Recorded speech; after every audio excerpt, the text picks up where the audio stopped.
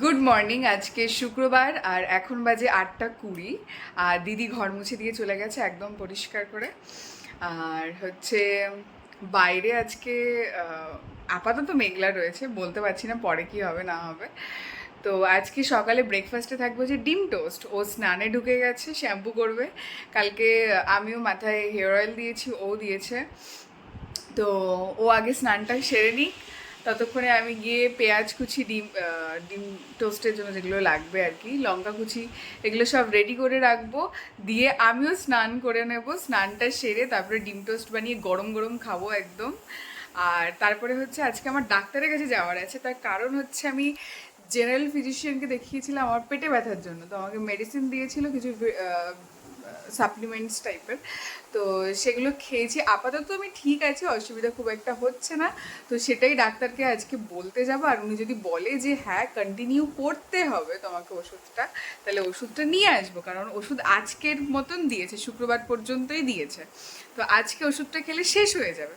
তো সেই কারণে ডাক্তার দেখাতে যেতে হবে। আর প্লাস আরেকটা কাজ, সেটা হচ্ছে আইব্রো। আগের দিন বুধবার দিনকে আমি গেছিলাম আইব্রো করাতে, কিন্তু দিদি চলে গেছিলো রাত 8টার সময় গেছিলাম। ওদের শিফট থাকে হচ্ছে 11টা থেকে রাত 8টা, আর আমি 8টার পরে গেছিলাম, তো আমি ওকে পাইনি। আর ওকে ছাড়া আমি কোথাও করাই না, ও খুব ভালো করতে পারে আইব্রোটা।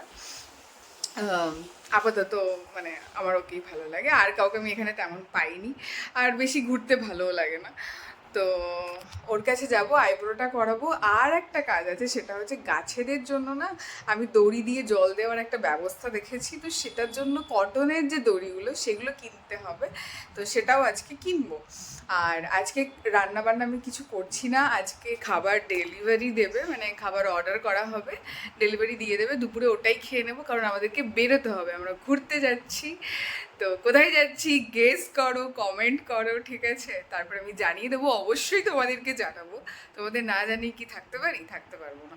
তো তোমাদেরকে একটু পরে জানাবো, ঠিক আছে? সারপ্রাইজ, ঠিক আছে?